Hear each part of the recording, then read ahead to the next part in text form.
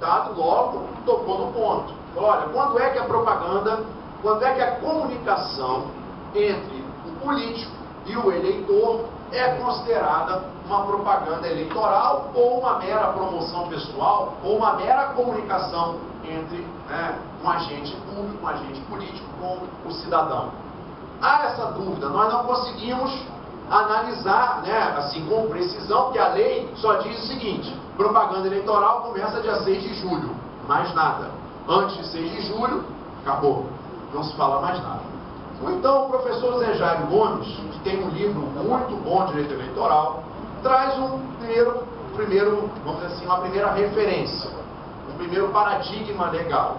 Ele diz o seguinte: como a lei não define um marco temporal a partir do qual a comunicação política possa ser caracterizada como propaganda antecipada, para ele, professor Zé Jairo, é razoável a interpretação segundo a qual esse termo deve ser estabelecido no mês de janeiro do ano eleitoral. Então, para ele, professor Zé Jairo, no ano eleitoral não pode haver essa comunicação entre o político e o eleitor, seria uma espécie de propaganda antecipada, na opinião dele.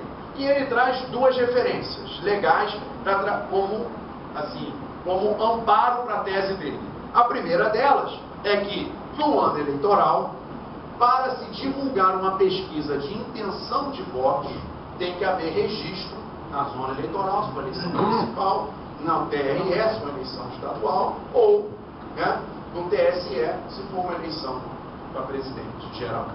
Então, ele traz como referência que a partir de 1º de janeiro do ano eleitoral, para divulgar a pesquisa, tem que ter autorização TRE. Então, no ano eleitoral, a partir de 1º de janeiro, seria um marco da propaganda antecipada. E o outro marco, também a partir de 1º de janeiro, é que vocês sabem bem, não pode haver programa social novo no ano eleitoral. Se não pode haver programa social novo no ano eleitoral, ou seja, não se pode iniciar um novo programa de distribuição de cesta básica, um novo programa de qualificação da população no ano eleitoral, então a comunicação do político com a população no ano eleitoral também é considerada propaganda antecipada. Para o professor Zé Jairo, seria uma referência. Para nós, como eu já disse aqui anteriormente, eu vou além.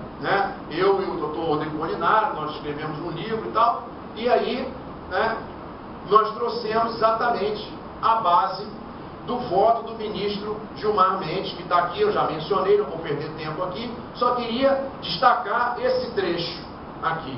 A Lei Complementar 135 de 2010, ou seja, a lei da ficha limpa, interferiu em uma fase específica do processo eleitoral, qualificada na jurisprudência como fase pré-eleitoral, que se inicia com a escolha e a apresentação das candidaturas pelos partidos políticos e vai até o registro das candidaturas à Justiça Eleitoral.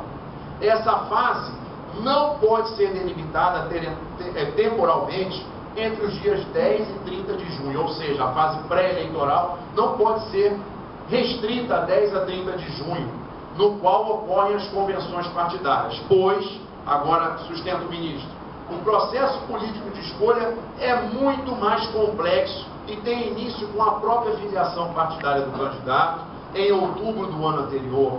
A fase pré-eleitoral de que trata a jurisprudência desta Corte não coincide com as datas de realização das convenções partidárias.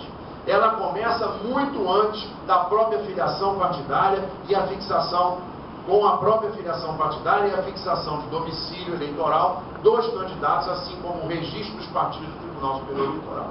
Então, para o ministro Gilmar Mendes, para o voto vencedor do Supremo Tribunal Federal, a lei da ficha limpa não foi aplicada porque o processo eleitoral começa um ano antes. E se o processo eleitoral começa um ano antes, a comunicação do político com o eleitor, colocar adesivo, não bota o nome, bota o nome, mas não bota.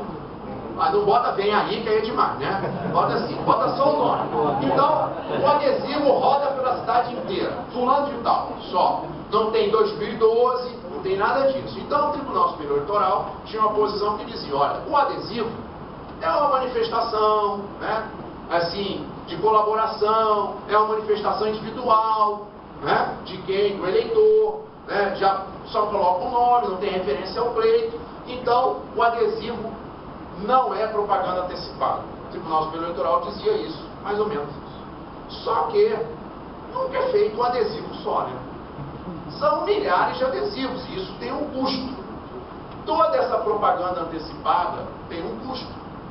Mas olha, gasto de campanha você só faz como? Você tem que ter convenção, escolha em convenção, pedido de registro, abertura de conta. Mas você está fazendo campanha muito antes da convenção, do registro e da abertura de conta. Esse gasto é ilegal.